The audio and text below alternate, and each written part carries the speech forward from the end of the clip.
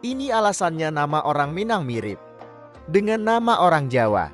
Kita sering mendapati banyak orang Minang memakai nama Jawa, misalnya Erwan Prayitno, Yondro Wibowo, Hermanyanto, dan lain-lain.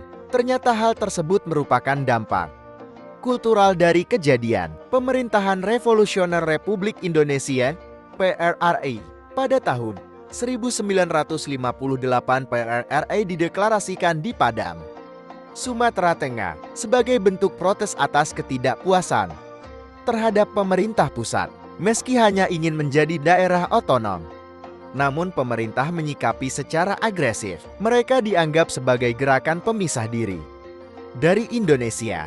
Pemerintah melakukan operasi militer untuk menumpas prei di Sumatera Tengah, sehingga menimbulkan korban jiwa berjumlah 10.000 orang. Tokoh PRRI dan pemuda banyak yang ditangkap. Maka untuk mengelabui tentara pusat, maka orang Minang banyak mengubah identitasnya. Peristiwa pembunuhan tersebut merupakan peristiwa kelam bagi masyarakat Sumatera Tengah, khususnya bagi orang Minangkabau.